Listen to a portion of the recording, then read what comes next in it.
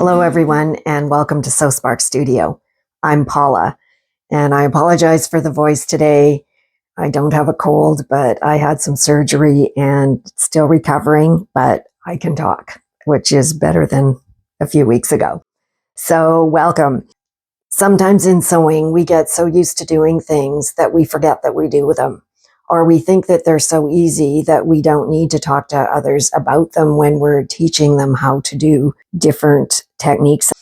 And so I was on a Facebook group the other day, and someone asked a question about how to tape patterns together. And that's something that I hadn't really thought about teaching, because I guess I just thought people would know how to do that. When you think about it, well, why would they if you've never put a pattern together?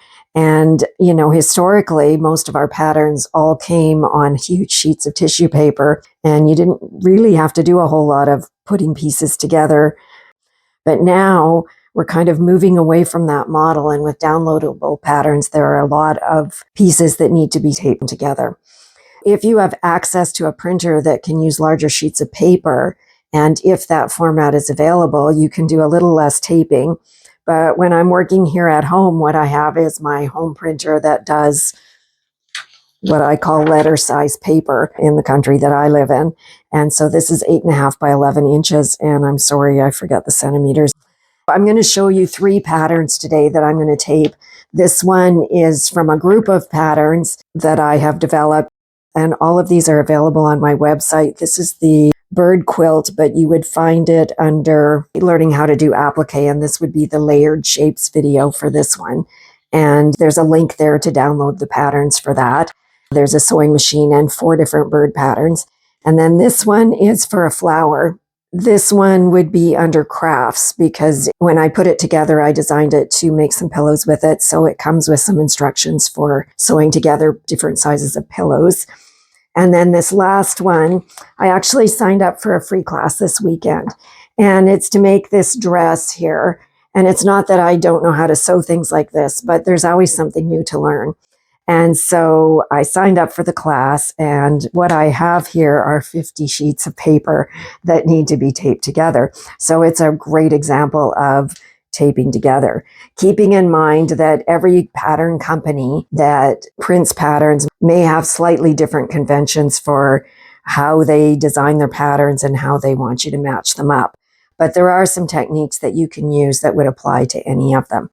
So the first thing you need to do when you print is check, because often there's a test square. And I think I got these pages out of order. But you want to make sure that you print the correct size. So for example, most of the patterns that I print are PDFs. And on the PDF, when you go in to actually print it, there is a choice for the size. And if you select fit to page, usually the pattern will not print in the correct size. What you need to do is select something like custom and 100%. And then when you print, look for a test square. And this one, you don't see a test square, but that's because it's a set of patterns and the test square is on one of the other pages. So I do have my test square on this one. And when you put that against a 1 inch, and I'm using my quilting ruler, but you could measure that with any ruler, that square, if that's a 1 inch square, then you know your pattern is printed the size that it was intended to be.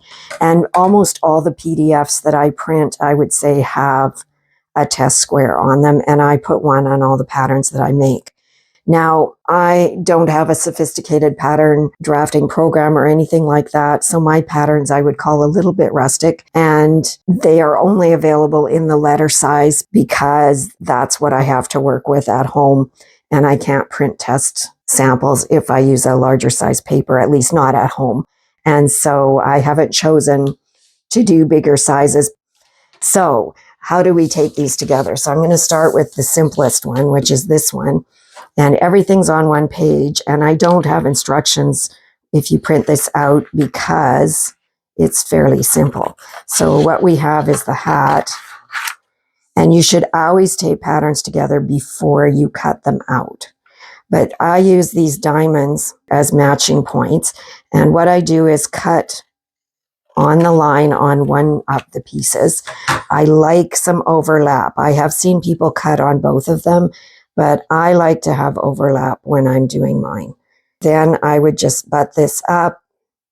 And again, because mine are a little bit rustic, if there's not a perfect line match, you can correct that when you're actually working with the pattern.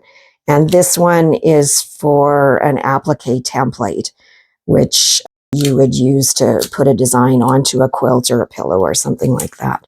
I like to use the transparent tape because then you can see any markings that are underneath the tape. I have seen people use painter's tape, things like that if you want. But again, you can't see underneath the tape as easily as you can with the transparent. And you don't need to tape the entire line. I do sometimes make sure if there's any cross points, like this line here, I might tape there. But the whole line doesn't have to be taped. This is an applique pattern. I wouldn't even cut it out because I'm going to trace it on fusing web. But if I was going to cut it out, this is when I'd cut it after it's taped. So my second pattern is for a flower.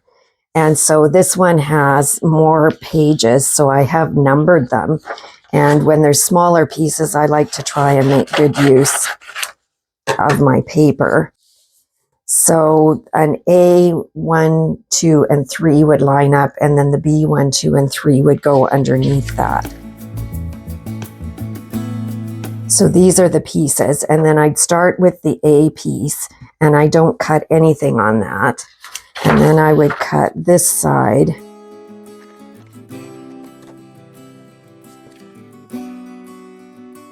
And as I said, mine are a little rustic. You may find that not all the lines perfectly line up when you put them together. If I moved it up a little bit, I could get it to match better for some, but not for all of them.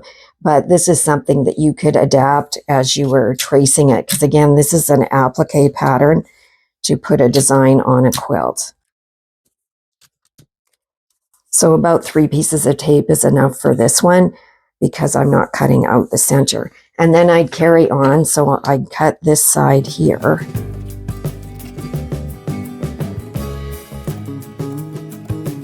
And then when I went to the B row, I would only cut the top of the first one.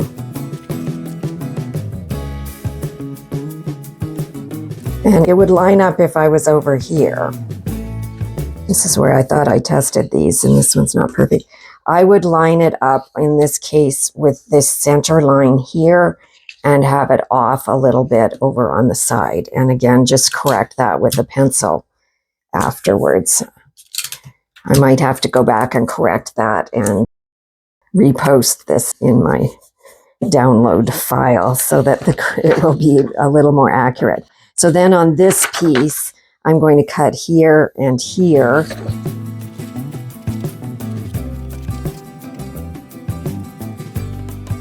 And again, I'm matching this point here as my primary matching point, so the diamond is not perfect there. And then the third one, again, I'm going to cut the top and the side. And then if you were going to cut it out, you could, or I would use this to trace for an applique design.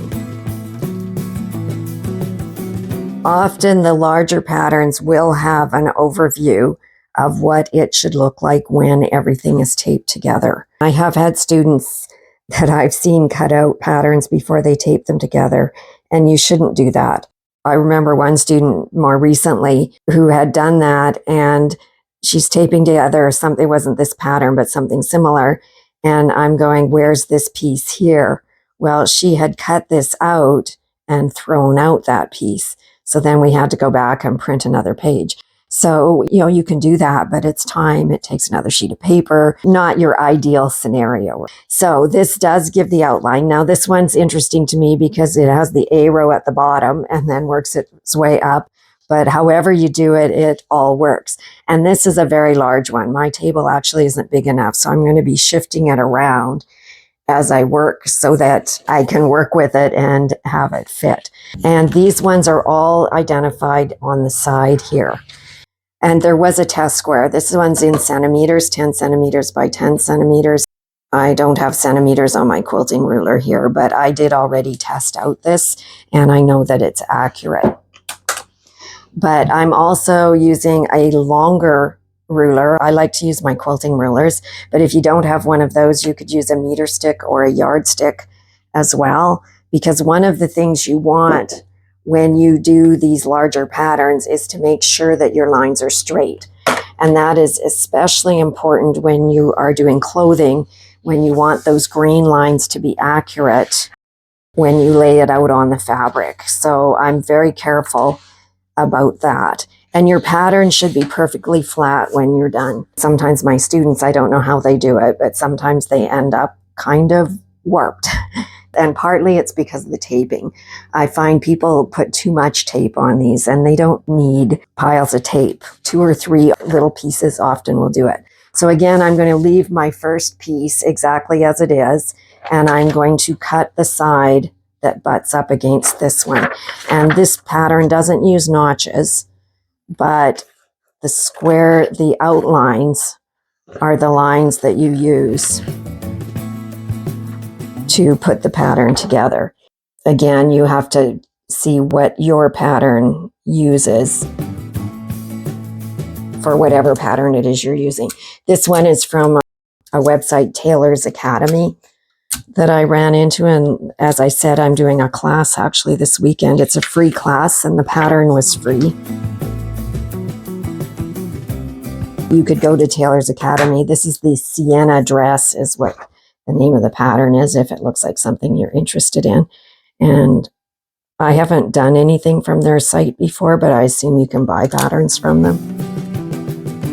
Now this one, I'm going to tape. This is a line of the pattern here, and I do want it taped because I am going to cut this across there. So I try and make sure when I'm lining these up that I have a piece of tape everywhere I'm going to make a cut on the pattern. And sometimes I miss it, and then as I'm cutting, I'll go back and tape it as I go. So again, I'm only cutting on the one side. And in this particular pattern case, it's the line that has the markings along it.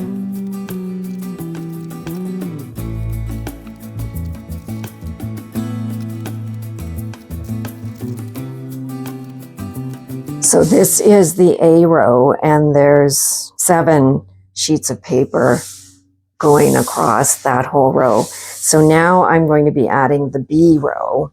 And I think for this one, I'm going to cut all of them first, and then I'll tape them.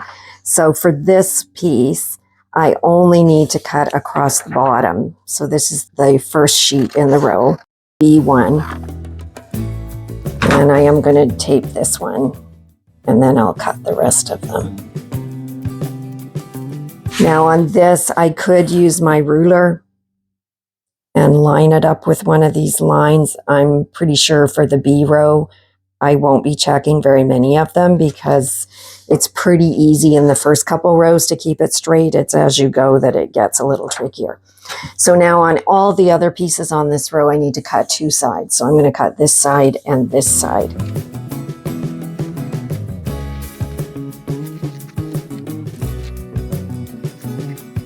By the way, if you accidentally cut the wrong size, you can still tape them together. I almost cut this side on this one. And so it's not the end of the world. It still can work. I just like that overlap. Like I said, I feel like it's easier to tape together. So now we're matching up corners, looking at how it lines up here. This one is done on pattern drafting software. I can tell it's much more accurate than mine are. As I said, mine are a little rustic.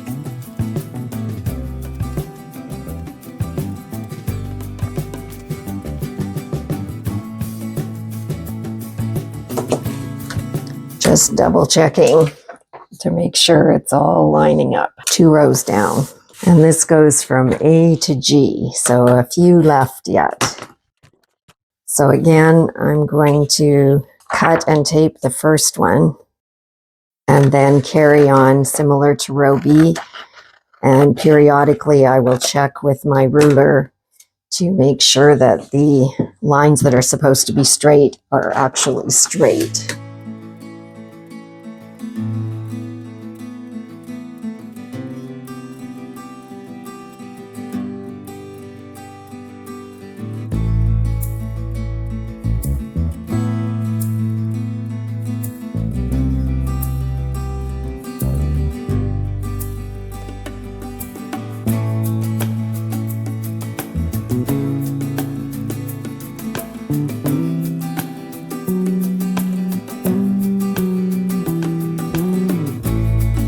The last row here doesn't have any pieces that connect in below, so I'm going to tape it as a separate row, and there's only 4 pieces. Actually, the 4th one's the pocket. It's all on one piece, so I only need to connect 3 more pieces here.